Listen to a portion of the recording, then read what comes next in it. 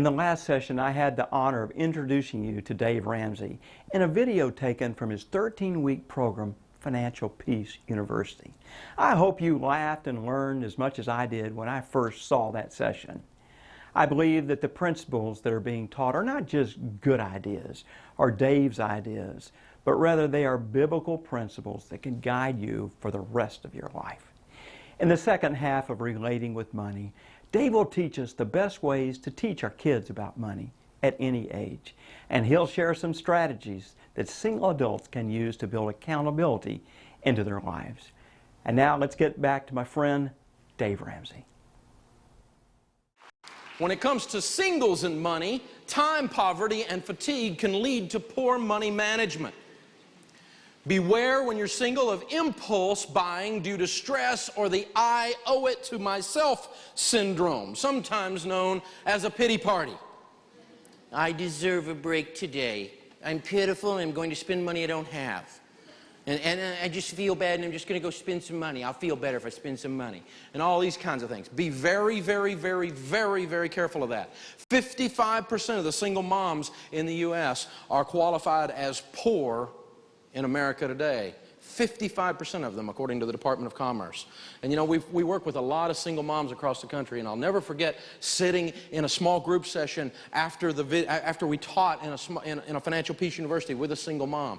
And she said, Dave, I was doing this stuff so good. I had my budget down. It was Thursday night. Everything was balanced. I'm working 2 jobs to get this done. I'm so tired, but we were getting there. I was starting to feel like I had discipline and had control. For the first time in my life, I really had a sense of hope. And she said, I got up on Friday morning. We got the kids all dressed to take them to the daycare, load them in the car. We're going down the road. Cloud burst. Big time thunderstorm. About that time I hear boom, boom, boom, boom, boom, boom. My tire's flat.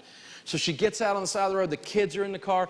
People are driving by. Splash, splash, splash while she changes the tire. So she's late getting them to the daycare. Then she's late and wet getting into work. She comes into work. Her boss chews her out because she's late for work. And so she has to work over because she's late to make up the time and be able to keep the job. And of course, if you're late for the daycare, they charge you 62 minutes or $62 a minute if you come in late for the daycare. So she comes in late for the daycare. They cha-ching, cha-ching, cha-ching, cha-ching. Picks up the kids. She has had the worst day of her life, right? She gets in the car, she's driving home, she's just completely worn out. She said, Dave, I had nothing left in my emotional gas tank. And she said, the kids are in the back going, McDonald's, McDonald's, McDonald's. And she said, before I knew it, I went through and I pulled $20 out of the Anytime teller that wasn't in there because my budget was balanced. I had already spent the money and paid the bills. And we went over to McDonald's and got a couple of Happy Meals and we went home because I just didn't have the energy to cook. I bounced 5 checks. The Happy Meals cost me $157. See, you don't deserve that kind of a break today. You got to kind of take a deep breath when the kids are doing that and go, shut up, peanut butter breath. We are going home. And go slap some peanut butter on the bread and do it another day. And I got to tell you, I know it's tough. I know those budgets are tough. We've looked at them for years. It's hard. But I can tell you, you don't deserve that kind of break today. You have to be very careful. It's moments like that make or break you, when you have to be strong. And folks that are single and have never been married or don't have kids, you got to be careful. A lot of singles I talk about, particularly young singles, talk about what they call loneliness spending. Dave, I'd rather eat at a restaurant, even if I'm not eating with anybody, at least there's people around, than sit in an apartment by myself again. I just can't do it. I just want to be around humans. And they go out and they go, or the gang is going out. Even if they don't want to go out with the gang, they go out with the gang just to be hanging out with some people, just to have the touch and the interaction. And every time they do that, they spend money. Be careful with that. A written plan gives the single person empowerment, self-accountability, and control. If you're in here and you're single or you're helping somebody that's single, circle that one right there. Put stars all the way around it. That is worth you attending tonight if you're single. It's that simple. The written plan gives the single person empowerment, self-accountability, and control. How do you prevent mistakes, and how do you put in place the right kind of decisions when you're single? Well, you develop an accountability relationship. Someone to discuss your purchases with, someone to discuss your budget with. Now, who do you use for an accountability partner? You don't use your shopping buddy. I'll get 3. That's not what we're talking about. An accountability partner is someone who's willing to hurt your feelings for your own good. No, stupid, you don't need a new car. It's a flat tire. Buy a hubcap. Shut up. Now, your accountability partner could be your dad, your mom. It could be somebody that you work with. It could be an uncle. It could be your grandmother. It could be your pastor. It can be a friend. But whoever it is needs to be somebody that has old-fashioned values when it comes to money, and they're going to look at you in love and say, you're being stupid. Don't do that. Hey, even the Lone Ranger had Tonto. Okay? We got to have somebody to knock this stuff off of, to be able to get in our face when it's time and do that. Now, those of us that are married, we know when we get home, we've got immediate accountability. You bought what? That just goes with the territory.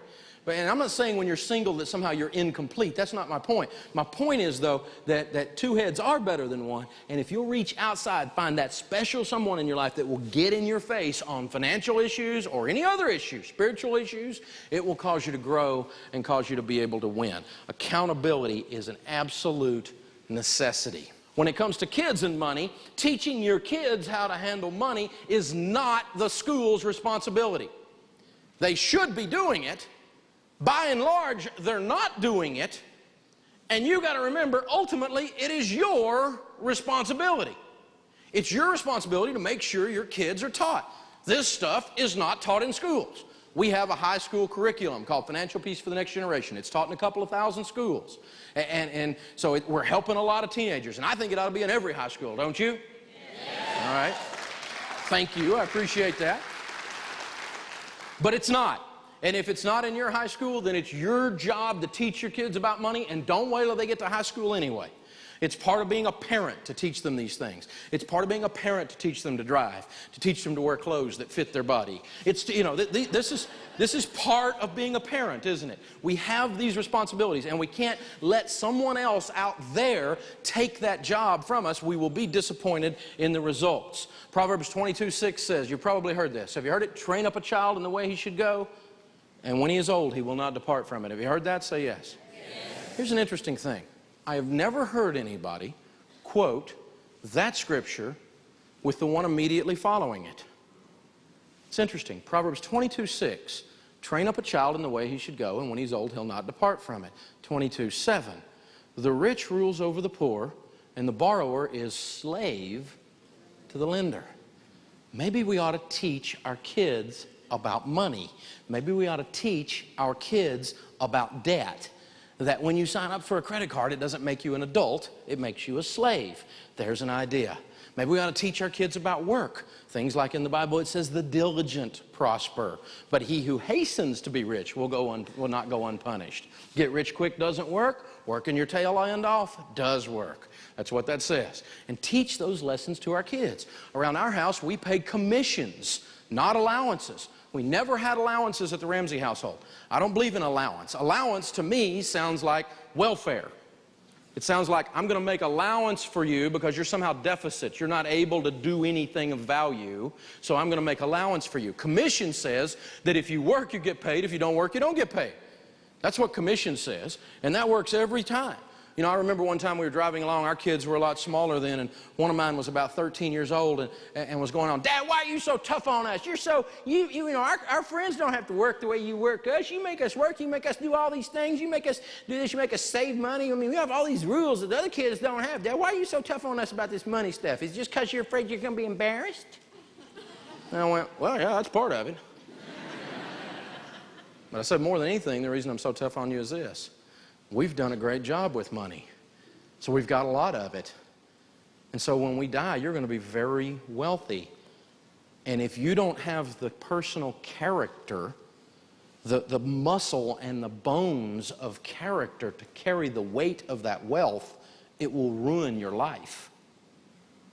It will take away your desire to win. It will take away why God put you on the planet, and you'll become one of those trust fund babies. Stinky things. I don't want any of those. I want children that are arrows that we turn loose, that are straight, and they're clean, and they fly true, and they hit the mark. That's what we're trying to grow. And that happens with lots and lots of forming and reforming and reforming. That's the character to carry that wealth. You see, words are powerful. Be careful what words you're using with your kids. What are you speaking into their lives? What are you speaking at them? You got to be very careful about that. See, if you work, you get paid. If you don't work, you don't get paid. Around our house, we use the stuff that we now have in a thing called Financial Peace Junior. We used to put on the refrigerator door, we would put a commission worksheet that looked a lot like this, little magnets on the back, and we'd stick it to the door. And we write on here the chores that you had to do. And we put a dollar amount beside each of the chores. Now, it wasn't a big complicated thing. When they were pretty small, you know, they're 6, 7, 8 years old, it was 5 chores, and it was $1 a piece for each chore. So you do all the chores, you get $5. You don't do all the chores, you get $4, $3, whatever.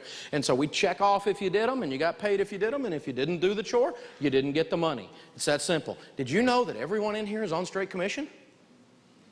Try not going to work for 6 weeks and see if you get paid.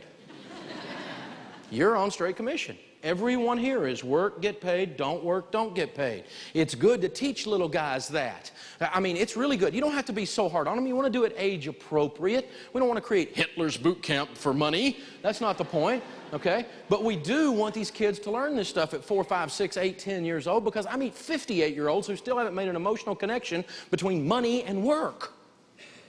It's how money is created. It's created with work. And so we use the basic commission thing. Well, Dave, we think that around our house you ought to just do chores just because you're part of the family.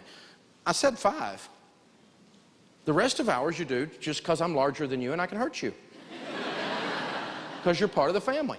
When I get up from the dinner table and take my plate to the sink and scrape it off and put it in the dishwasher, I didn't do that because I get paid. I did that because I love my wife, and it's one way I can serve her that evening after she's been in a hot kitchen all day. Okay? That's that deal. And the same thing for my kids. They love their mom. They love their dad. They need to do stuff as being part of the family. That's part of the deal. But if you only do that, you don't ever teach them that work creates money. Because I got to tell you, when they earn money and they have money that's in their hand that they earn, they treat it different. And they make different decisions at that point. And you get to teach them other teachable lessons. So do some things that are just because you're part of the family. But do some things where we make that connection and create teachable moments in the process as well. You know, teach by example as well. You know, here's an idea. You got to understand that they're going to do what you do. If you're stressed out and the way you medicate stress is you pray, then they're going to pray when they're stressed out. If the way you medicate stress is you go buy a new dress, they're going to go buy a new dress when they're stressed out. They're watching you. They smell this stuff. You know, the old thing that I would rather see a sermon any day than hear one. And kids, that's how they live their whole lives. When our children were little, our oldest, who's now probably be embarrassed that I show this, but when she was a little bitty kid in preschool, the little teacher this was a brave little teacher, took each of these little kids and put their little feet in paint and put the little footprint on a little cardboard thing, and it looks like this. This is my oldest, Denise. And then they wrote across the top, "I'm following in your footsteps." Now, if you put that on your office desk for a couple of years, it'll change how you act and react about just about everything, won't it? Because they're watching. They're going to do what you do. So you could teach and you can have all these speeches and all these other things. You can take them to all the Dave Ramsey stuff and all that stuff. But ultimately, you're running around borrowing money every time you turn around. Your kids are going to run around and borrow money every time they turn around. That's what's going to happen. You are their family of origin, and you're going to bless them or curse them with that process. Now, as you're teaching them, be age appropriate in the process. You know, show them how debt works. Show them how to be debt-free. But a 4-year-old doesn't grasp that. So, but as you're talking to teenagers, they get a little bit older, you know, talk to them about how insurance works. Talk to them about what a Roth IRA is or what a 401k is. Talk to them about taxes and voting and these kinds of things. You know, because you want to raise them that vote like you do, right? I mean, that's how that works. So if the children are very young, when you start out, just use a clear plastic container like this. And as you pay them, wad the money up so it takes up more room and stuff it down in there. See, that's not a lot of money in there. That's a bunch of ones just wadded up and stuffed in there. But if you had that in a neat little pile, you nerds, it really wouldn't look like a lot of money. This is a free spirit savings account right here, okay? But here's what happens, see, when you're 4 years old and you clean up the room, did you really clean up the room? No, not really. Around our house, when you're 4 years old and you clean up the room, you picked up 3 or 4 toys, mom and dad did the rest, and you got all the attaboys and attagirls. You are a superstar room cleaner. You are awesome. Give me a high five on the clean room. Way to go. Hopefully they'll kind of get that in their spirit, and then when they're a teenager, it won't look like a nuclear dump, you know? All right? So, you know, you do that. You train them, right? And then, let me tell you, pay them right then. That was hard work cleaning up that room, and I'm really proud of you. That was good. $1. Doesn't have to be a lot of money. And you crumple it up and you put it in here. And then every so often, you don't have to have a big system. That's the whole system when they're tiny. Okay? Every so often, you get them all out, all these dollars out, and you smooth them out, and you go down to Toys R Them. I remember one time we went down to Toys R Them, and we were there to buy Celebration Barbie. And we didn't have the money. So we got, sort of kind of had a party Barbie.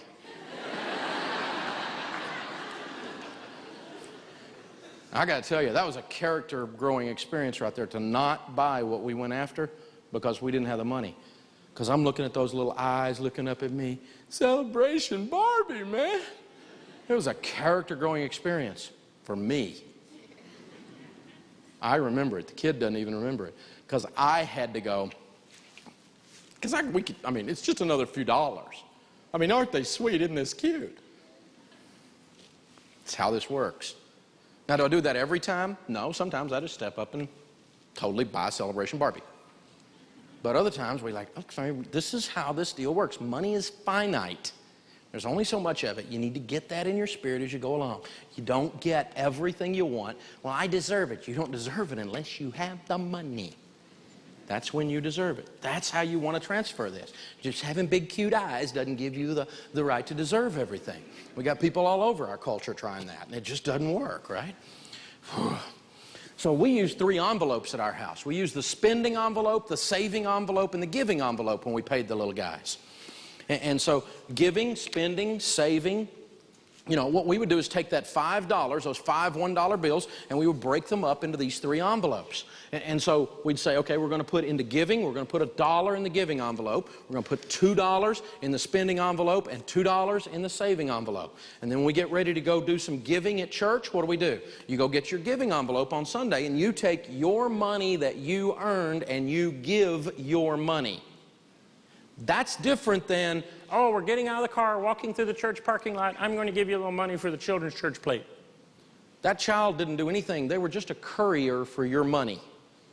They don't receive any kind of lesson from that. They don't receive any kind of blessing from that.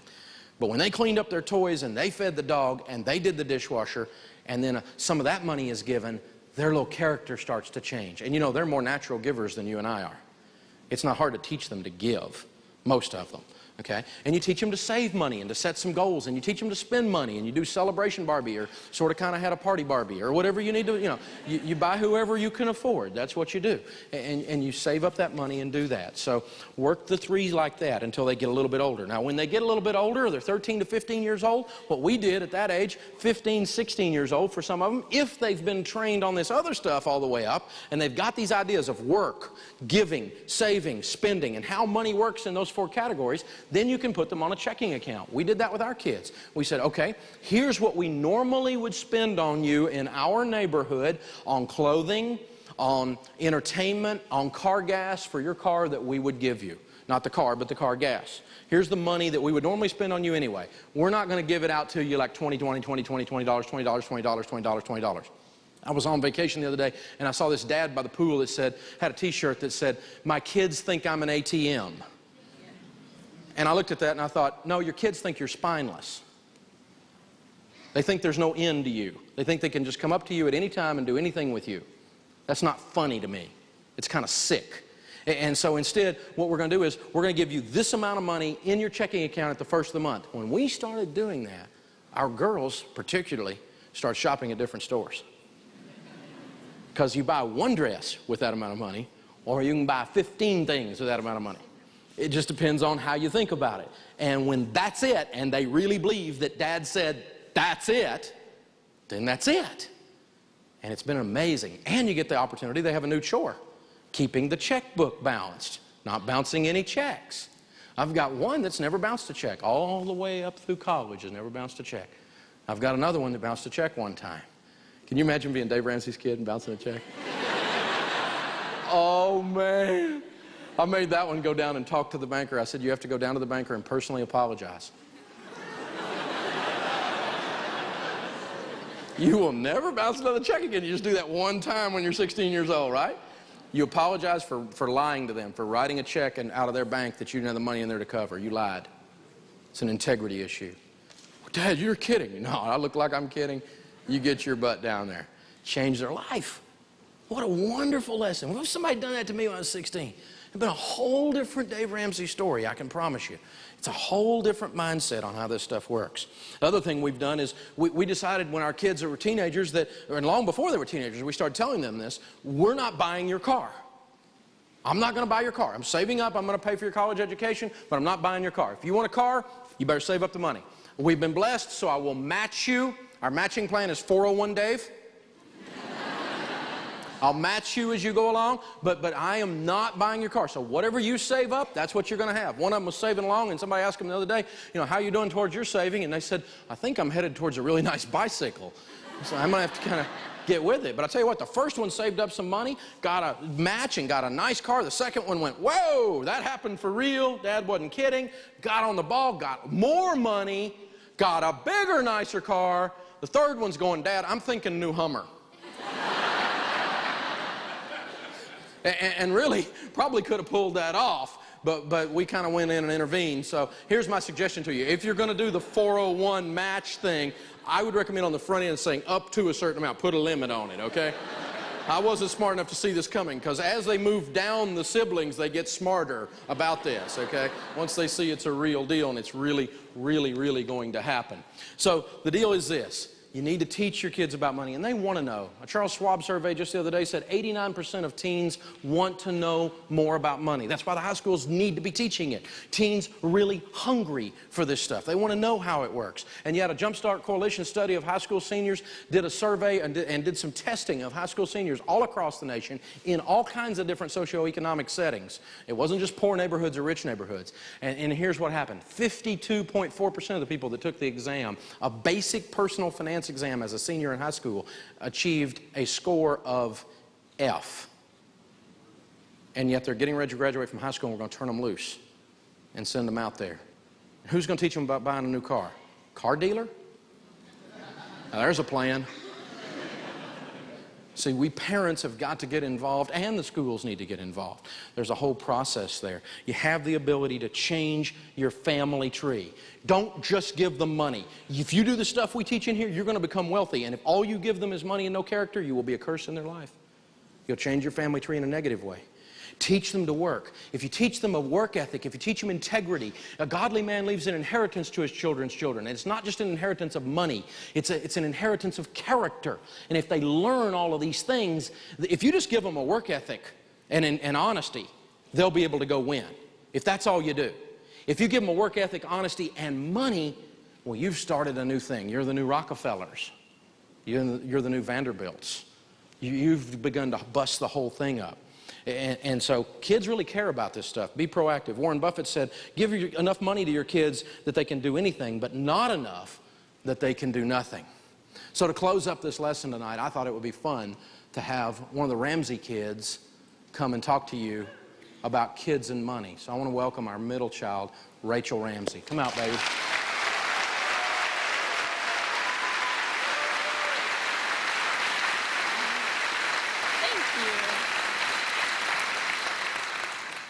Well, hey guys, I'm Rachel, and you'll always hear Dad say, money's fun if you got some. Well, not if you're Dave Ramsey's kid. Do you know that we have to work for every single thing that we want? You think you hear Dave says this or Dave said that. Try living with the man. Now, you know all those top 10 lists that they have on TV? Well, I made my 5 top reasons why it is so tough to be Dave Ramsey's kid. So reason number 5 why it is so tough is that every time you get in trouble, all you can hear is Dad's voice repeating over and over in your head, sell so much stuff, make the kids think they're next.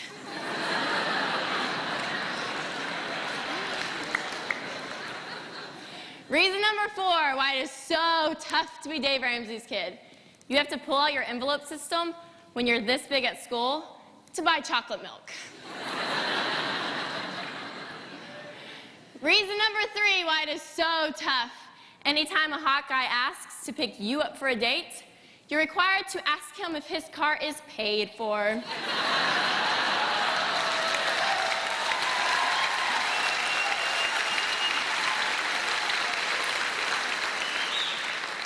And reason number 2 why it is so tough, those stupid scissors. Anytime a guy comes to pick us up on a date, Dad's standing on the front porch with a crazy look in his eye going, "Kch, kch, kch, kch."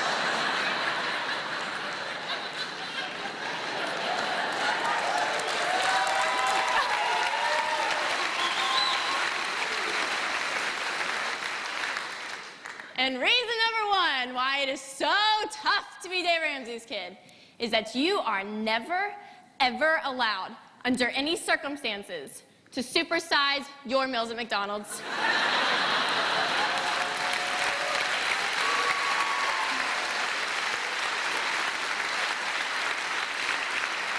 Because if you put that 39 cents in the bank, you'll become a millionaire by the time you're 83.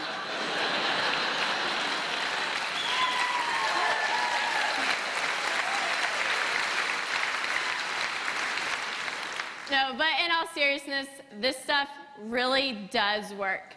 Ever since I can remember, Dad always told us that we had to save up and pay for half of our car. So once I saw my sister do it, I knew he was serious. So I started working and saving like crazy. And all that torture finally paid off because by the time I was 16 years old, I had saved over $8,000.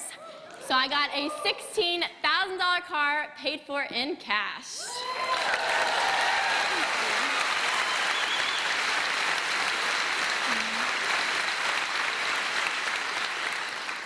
So parents and even grandparents, I just cannot stress it enough for you to go out and teach your kids about all this money stuff. Because I'm just standing here as a living testimony telling you that if you teach your kids at a young age how to handle their money, when they're older, they don't have to go buy my dad's books. Thank you. Thank you.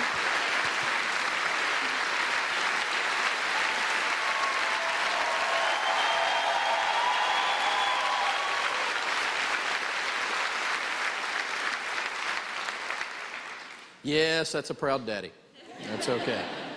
She's doing good, and so are the others. We're proud of them. If you teach them this stuff, they really do get it down in their spirits, and they really do understand it at a young age. So marriage and money, it's absolutely essential for nerds and free spirits to unite. It's absolutely essential for you singles to take control of your life. Put someone that's accountable to you, or that you're accountable to in your life. And those of you that are raising kiddos, don't be afraid to parent. Be a brave parent. You're going to make some mistakes. Don't let those mistakes disqualify your authority position. Step into their lives. Be loving and firm, and loving and loving and loving and a little more firm. And be there for them and teach them this stuff. This stuff works. Thanks for being here.